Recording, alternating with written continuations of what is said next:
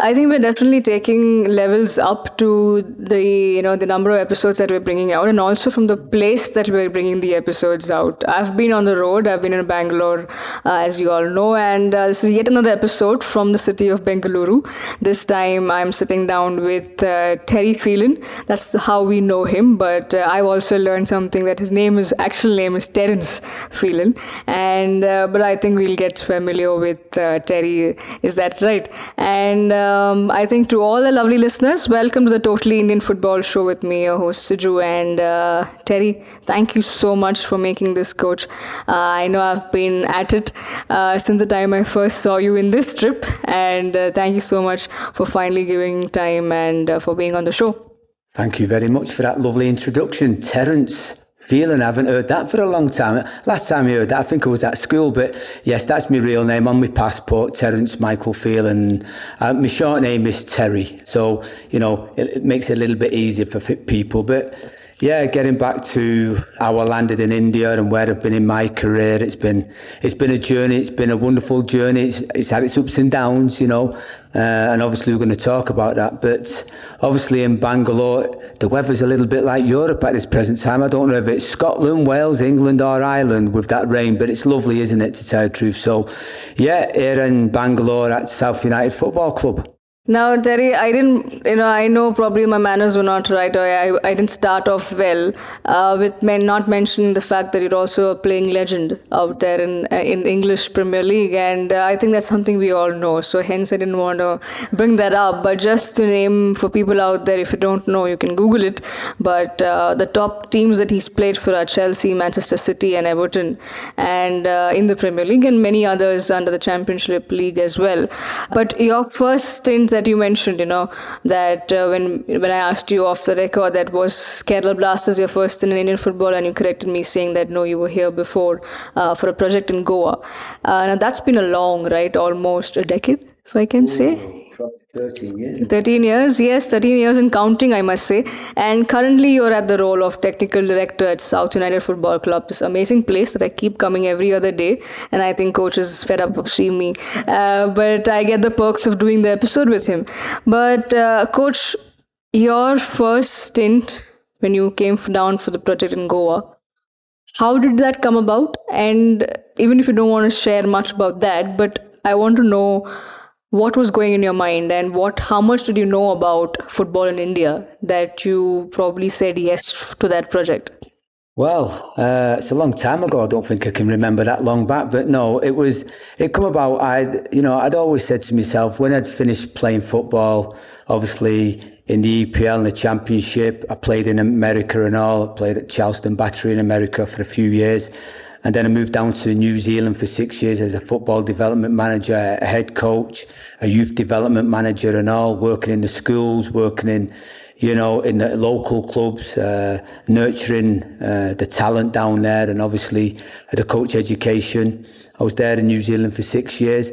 And then I'm thinking, okay, then I think I may have just, done enough here. Worked a lot with the youth in New Zealand, got them into national sides, worked with the national body and all, and World Cups, got them to World Cups. So I think I was on for another adventure, and I just love travelling, to tell the truth. And I thought India, and I got a message through of a group from Delhi, and I said, listen, there's a football academy, a residential in Goa, Seisu Goa, who are looking for, a chief mentor. And I thought, I think I might have a little look at it. So I did my research, obviously. I didn't know a lot about Indian football. I knew it was 60 years old, 70 years old. I know you've got probably one or two clubs 100 years old up there in Calcutta, them big clubs up there. And I knew that fans was mad for football and all in them certain pockets, especially in Goa with the Portuguese influence, in Kerala, that Argentinian, Brazilian influence and all down there, and then in Calcutta. So I knew there was a little bit going on. And I come over, I think it was 2009, just to have a little look. I liked what I seen. It opened my eyes, to tell you the truth, because sometimes I think in the rest of the world we don't see what's going on in other countries, which we really should do. So, long story short, I enjoyed it, and I signed a contract at Siju, for 3 years. So that was my first stint in India. Don't forget, I grew up. My mother made a lot of curries, so that was an objective I got over kind of quick. But no, I found it a wonderful place goer. And just like you mentioned, you knew these pockets were there that was mad about football, and you got to work in two of the craziest places of football, right? You had your first stint in Goa and then with ISL with Kerala Blasters. Now coming back to probably where we are currently, or where you are at the point, working again closely with the grassroots system also of the academy, but at the same time the technical director. Now, take me probably through to what does a technical director on a daily basis do at this club called SUFC? Well, we'll just change that a little bit. I'm the sporting director, so we'll just change that for the viewers out there. But I think if I go to take you a couple of steps back, a chief mentor is obviously mentoring the youth within the students within the football club, and obviously putting programs together for the coaches, coach education. There's not a lot of difference, to tell you the truth, from that and mentoring. Designing training sessions, fitness sessions, designing the curriculum. And obviously, I did the same at the Kerala Blasters. I had actually a month of the Kerala Blasters as the head coach, which I fully enjoyed. Set academies up down there, so I knew what Indian football was about. I knew the mindset. Very hungry to learn the players, and then obviously. Growing up in Kerala, I would say growing up because it was a learning curve in Kerala and at Sesa in Goa. And I learned an awful lot. I learned about people. I learned about the psychological corner of people, how they ticked, how they ticked in schools, how the coaches ticked, was the older coaches, middle-aged coaches, with the younger coaches, and how to, sort of like refine them in a way. But then obviously I've been in Bengaluru now, coming on 4 years, just over 4 years, and I've been at South United now for 4 years. I've seen it develop from just a green AstroTurf pitch out there. I've seen the old infrastructure develop wonderfully well, and obviously the brainchild of Mr. Sharon, the owner, and Mr. Pranav, the CEO. They've really put the minds behind it, and they've created a family atmosphere here, so which is fantastic. I call it a family and a hub of football. Anybody can come. The community are allowed to come in and play and enjoy themselves. But getting back to the point there, I think whether it's a mentor, chief mentor, a technical director, a sporting director, the first thing I try to do is get to know people, get to know themselves, get to know how they're thinking, get to know about the families, and build a relationship up with, whether it's the students, whether it's the parents, whether it's the coaches, and whether it's the operations staff. And I think that's part of my skills. I love enjoying, I love doing, especially out on the football field and all. And then you've got to do your office work. But I think most of it is like, in Europe, a sporting director is different, a technical director is different. Sporting director really look at the players at the top level, Technical directors can be in clubs, looking at the overall implementation of the philosophy, the playing philosophy, values, the culture in the football, and building that and enlining it, and getting all the coaches to think on, off the same page, and sing off the same page, and you've got to get the buy-in for the coaches. You've got to ask them and all, and this is what I've learned in India and all. They're open to learning, and then they've got to implement that and all in their own ways. They tweak it their own ways. It's designed for them, but they can tweak it how they want to do. As long as we've got a flow-on effect right the way from the little tots and toddlers all the way up to the first team. And that's what we have here at South United Football Club at this present time. That's a great way of putting out there, coach. And I stand corrected by the role. It is definitely the sporting director.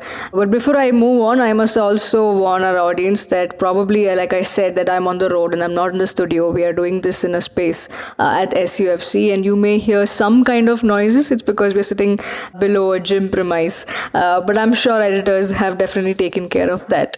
But coming back to our conversation, and something that I was very noticing about of the end, or everything that you spoke of, one thing that stood out for me was the relationship that you spoke about. How relational are you, and how you are looking closely at the coaches because you're closely working with them, and you've worked with coaches earlier as well wherever you've been.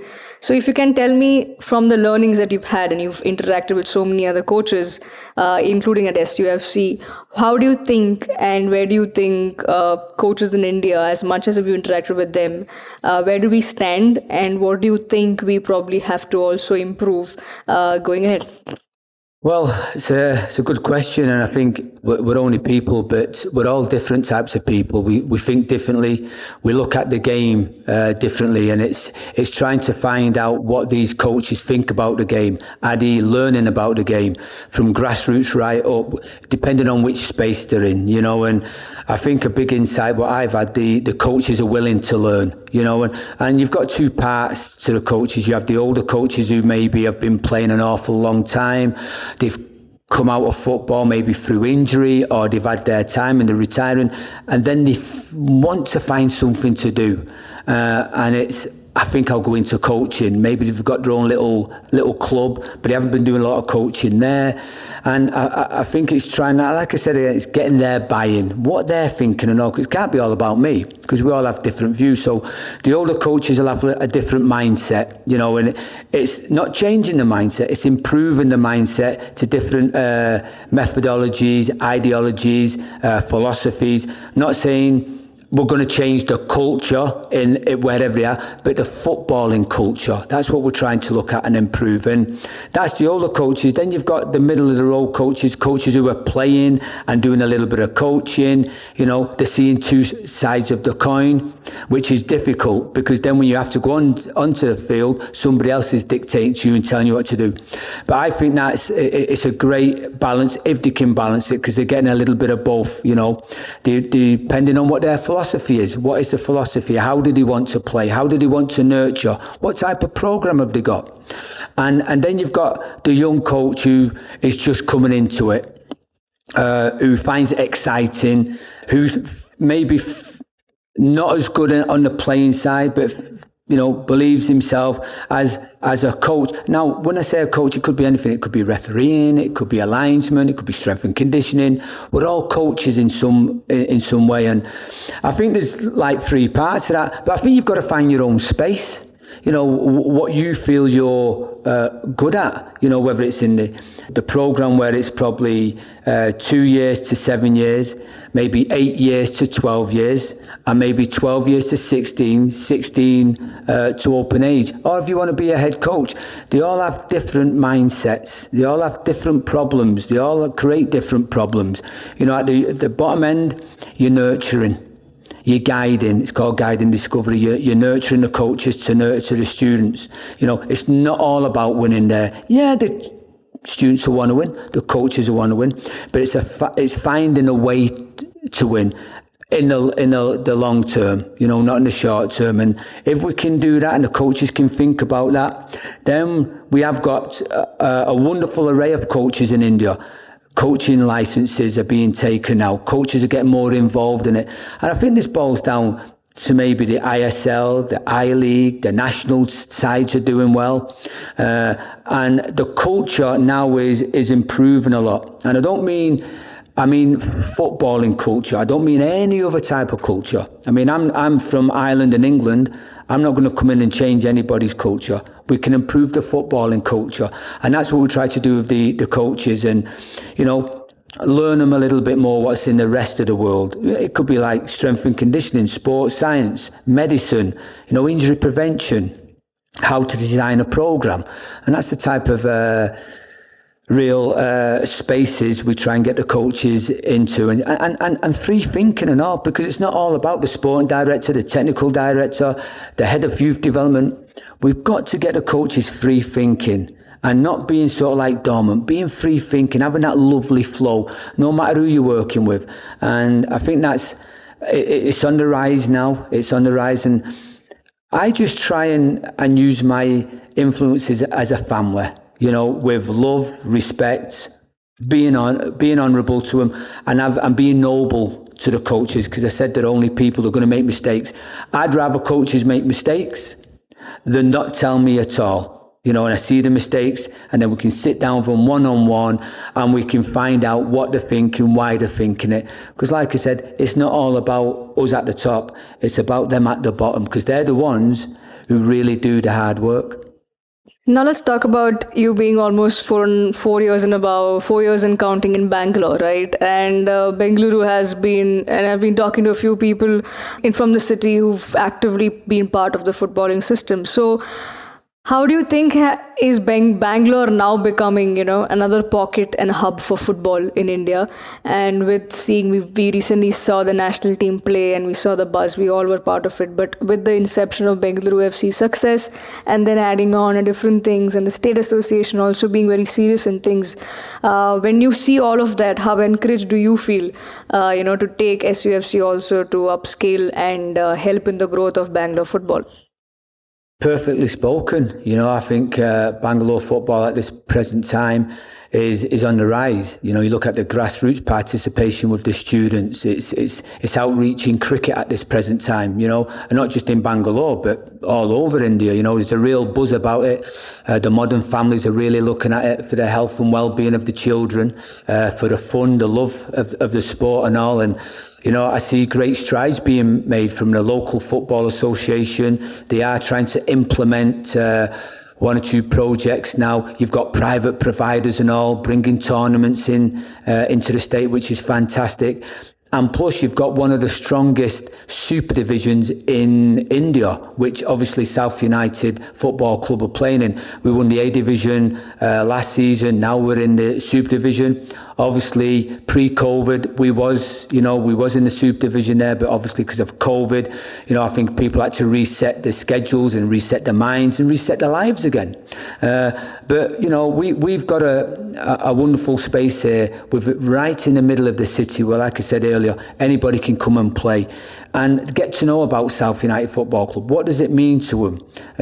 What does it mean to the pockets of fans out there? How can we get our philosophy across to them? What are we actually doing here? Why are we doing it? What are we doing it for? Where are we going with it?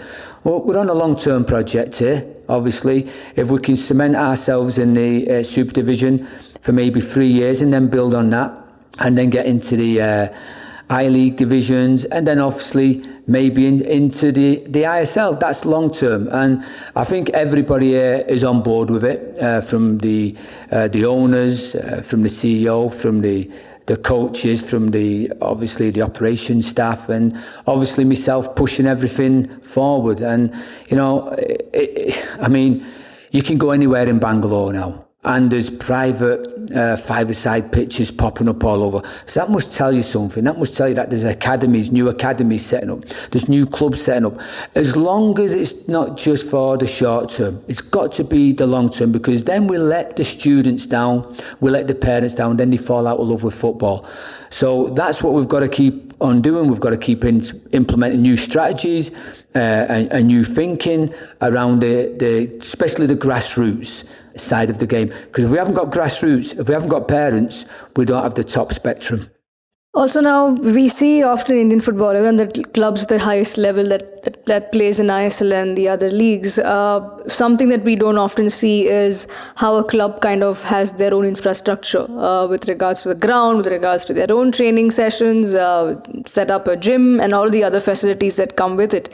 And I think it's also somewhere they also don't have to be dependent on someone else or an outside infra where, they have to kind of wait till you get a turn and then you have certain limitations. So I think that kind of also sets free for SUFC, because with the brilliant infra that they have, as a sporting director and as a coach, as someone working in the football system with a club and academy, how important do you see that holding? Because where you come from, every club and every academy have their own space. It's a small little step that India is taking in many other places as well. It has been an issue, right? We've seen with bigger clubs as well. But how beneficial does this add to SUFC having their own place? And then, for you to also improve and grow. And I think that's also a selling point, right? For attracting the newer age crowd, be it the kids or the parents. So how beneficial do you think is this aspect? Well, I mean, a great point again. I think it's so beneficial, isn't it, for the growth of the game, for the growth of the students, for the growth of the sport. And, it was a wonderful vision by Mr. Sharon and his family, to get a space like this in the centre of Bangalore, where we can outreach to everybody and everybody can play. That's the unique thing about South United Football Club, that we have our own space. And our own space then creates our own philosophy and our own club culture and our own methodologies and ideologies around them four corners. And this is what we've looked at. And I'll go back a little bit again. Now there is the entrepreneur now. They're not going abroad. They're going, well, I want to spend my money in India, so I want to have a space and I want to open a 5v5, 7v7 or a 9v9 turf, which can only help the ecosystem of sports in general, and I think we have different verticals here. You've seen we've got a gym, we've got pay and play, we've got a cafe, we've got small-sided, 11-sided, 3-sided. So we've got different verticals going on at the moment, self-sustainable and all, which is fantastic. We have a first team, which helps them grow. And I think when any student or any parent or anybody from the community comes in, sits in the cafe bar at night time, it's a little bit of drizzle, you've got the lights on, it's a wonderful, wonderful atmosphere. And this is why I'm here. Now, can we create, long term, players maybe, obviously for our U13s, our U15s, our U17s, the first team. And then out of that, can we go on one more? Can we get players into the national sides? That's our goal, but that's going to take time. But we've got our own space to be able to do that. Nobody tells us what to do. Nobody tells us you have to get off the field at this time or you have to do this at that time, and you're begging for space. We don't have to do that here, and that's the brainchild, the brain span and the mind of the people like Mr. Sharon, Mr. Pranav and all the staff around who's created this space here. Like I said, it's for everybody to use, but we're unique now. We're different. Maybe not a lot of people like us, but we don't care. We're different. We've got a ground. We've got space. We can create our own, and we just have to build on it now. You've often mentioned in most of your points talking about football culture, helping building in that and the growth of it. How do you define football culture? Because from where you come from and now where you are, it's a stark difference, right? So how do you help a country like India in kind of forming that football culture? Because we also loosely talk about culture and we throw the word here and there. Probably most of us don't understand the nitty-gritties of it, where it starts from the grassroots, like literally from home kind of a thing, right? So how do you, as somebody working in the system, and you are now very well working in the Indian football system, so how do you define football culture and how do you help in the growth of that? Okay then, so when we're talking about a footballing culture, if we take Europe, we'll take England. Once we're born near a football stadium, whether it be Manchester United. Should I really say Manchester United? I should be saying Manchester City, really. Manchester City, Everton, Liverpool, Tottenham Hotspurs, Leeds United, these big, massive clubs, and the smaller clubs and all, they're all around you. It's a day-to-day thing. It's been there for 150 years. It's been born in the culture, and it's been bred in the culture. And on the streets, when I was playing on the streets, we played football. We watched the TV. If there was any football on, we'd go to games. And that's where it's a day-to-day thing. It's a love, and if you look at South America, in Brazil, the favelas there, they're playing on the streets now. Listen, there is a footballing culture in India. Let's not get away from that. Let's not just say there isn't. There is, because I was in Goa, I seen a lot of younger folk and students and kids playing on paddy fields, running around, no shoes on, playing football. But then there has to be some kind of structure and all to it. What do we do with the better players who want to grow? We have to have infrastructure for them now to compete with the rest of the world. And when I say culture, I don't mean, like I said earlier on, I don't mean changing the culture in somebody's town or village. I want about a footballing culture where you go to every single day, where you belong every single day. Where are you going to get nourished every single day? Where is coach education? Football's changed now. You know, you look around, go around India now. There's so many 5-a-side, 7-a-side turfs. And I think for me it's no use coming to me and going, what's the difference between India and England? I say 200 years. It's simple as that. But is India getting there? Yeah, the national team are doing fantastic. They've just won 2 tournaments. Now, let's have a look at the national side. Now, yeah, they've had the problems. You know, I think the problems are getting sorted out now. The All Indian Football Federation, people are realising that if we want to compete with the rest of the world and be better than the rest of the world, we have to do things in the right way and in line everything. I spoke to Mr. Stimac. I said, how have you got your team so well organised? He said, power and fitness.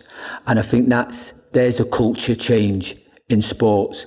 Fitness, sports science, nutrition, that's what's happening now. A lot of, sports scientists are going to Europe, they're learning, they're bringing their ideas back into India and they're implementing them and all. So I think that's the culture in all different verticals. It's happening. It's happening slowly. We don't want it to happen too quickly. Let's take our time. You know, we have got a target, and I say we because I'm part of it. I'm part of the ecosystem. I say we have got a target to go into World Cups, but we have to compete with the best teams to be able to do that. No team or country's got any right, unless they're holding the World Cup, to be in there, no matter what level it is. You have to be as good or better than them. How do you do that? You set a culture within your club, within your organisation, within the minds of the players, within the minds of the staff. And that's what you've got to do. Now, we talk about World Cups, and I think every Indian is dreaming of that one day that India will play in the World Cup. And this is about you. You featured in the 1994 World Cup for Ireland. That's the year I was born. But but I must also say you look as fit as ever. So, I mean, with your personal experience, right? You've been playing for different clubs, and then it's always a dream to play for the big one. That's the World Cup. And Ireland is not a country that we often see playing out there, right? So if you can take us through the footballing scene in Ireland and how was it like to represent Ireland in the World Cup? Yeah, sure. I mean, obviously my journey started on the streets of Manchester and Salford and in Ireland, Tubbercurry, Sligo, just playing on the streets like every boy or girl has that lovely vision of one day maybe playing for a EPL club or playing for the country. And that was always my dream. I love football. And I say I love football. It's a general love of football. And you've got to love football. You've got to love any sport you do. You've got to love it with a passion. So, yeah, I mean, just, where am I going? What am I doing for myself? What type of mindset have I got? Well, my mindset was very tough. I knew where I wanted to go and nothing was going to stop me and get in my way. I didn't have no formal part of coaching until I went to Leeds United as a 13, 14-year-old, because then we didn't have the academy structure. We played local football, we played for the school, we played for the local club, and we played for our district, and then you get picked from there by scouts and you go up on holidays. So that was my first memory of Leeds United, and then going to a club, you think to yourself, no, I'm at the club, where am I going? And I've got to get into the youth team. How have I got to get into the youth team? I have to work hard. Nobody ever told me to work hard. I knew I had to work hard. So getting into the Leeds United youth team, and then obviously the next step is getting into the reserve team. I got into the reserve team quite early, 15 and a half years of age.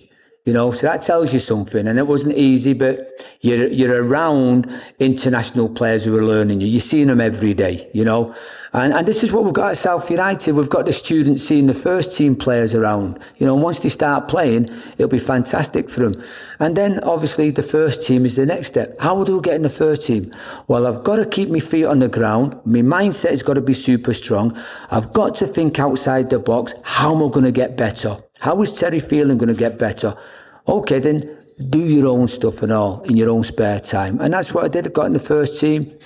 But besides that, I started getting into the Irish youth teams and all. I started getting spotted, youth teams, U21s, B teams. And then again, the same small steps. I need to get into the Ireland national side. How do I do it? And if you've got enough time, I'm going to tell you a little story.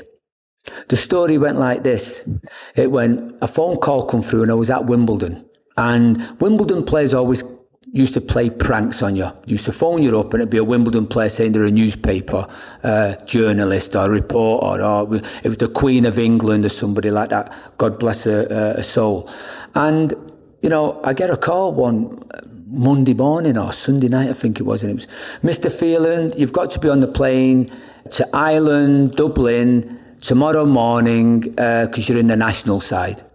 I said, Dennis Wise, John Fashanu, Vinnie Jones, Alan Cork, stop messing about, and I put the phone down. Ring, ring, ring. Same happened again. I'm not listening, just put the phone down. Third time, Mr. Phelan. Now, if you put the phone down again, you are not going to play for the Republic of Ireland. We've got a game on Wednesday. We've got injuries. We need you on that plane. This is Morris Setters, Jack Charlton's assistant manager. Please be on that plane. Is it really Morris Setters? Is it really? Put the phone down again and you won't be playing for Ireland. So I could have missed the boat, couldn't I? You know, just for thinking it was a couple of pranks. But it was probably one of my proudest days playing for my country. I always wanted to play for my country, Ireland. Small country, as everybody knows, 4 million people. A lot of the players was playing in England anyway, in the old First Division then, which was the EPL back then, for say, before it changed. And as a young boy, my first World Cup I watched was 1978 Argentina. And I said to myself, I would love to play in a World Cup. Am I ever going to play in a World Cup?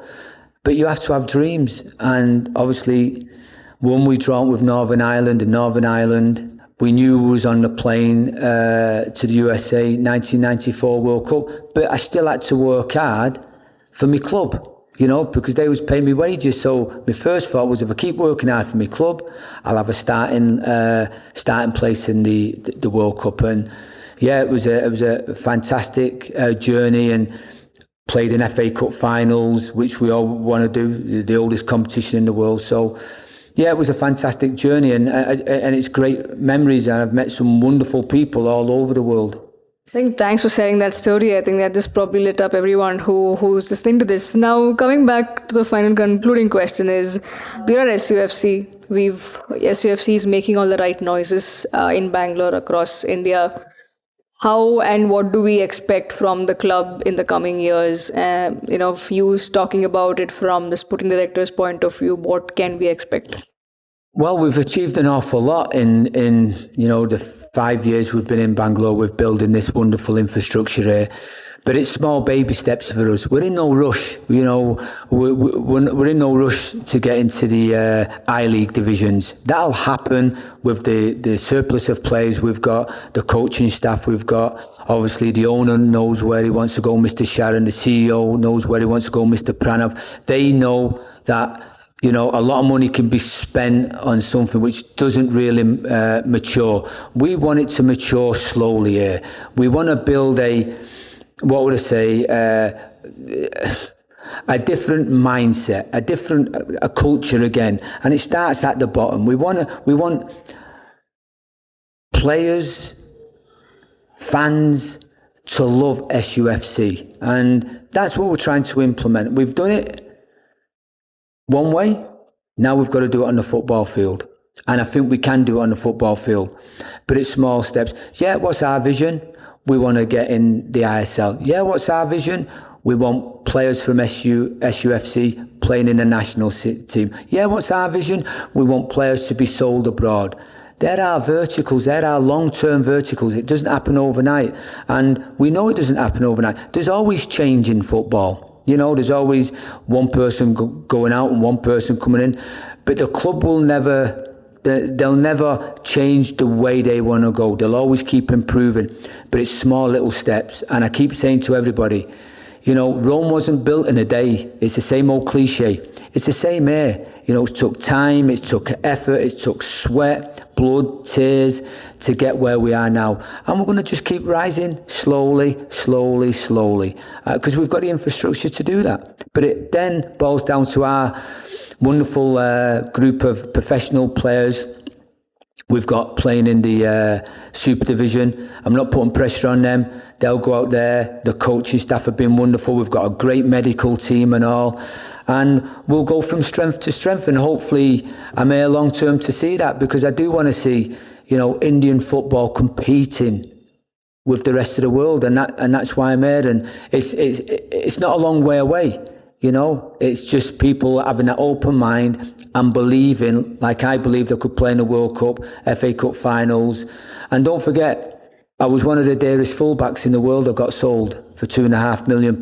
And that wasn't a bad from a boy coming from the streets and playing on the streets. So anything's possible, but it takes small steps to be able to implement it and hopefully achieve it.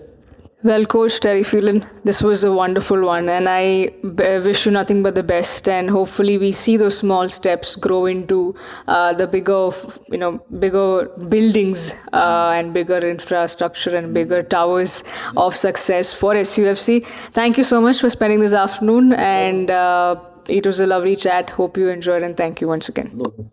Thank you very much, folks out there. It's always nice to share what we're doing within our club at SUFC. So thank you very much.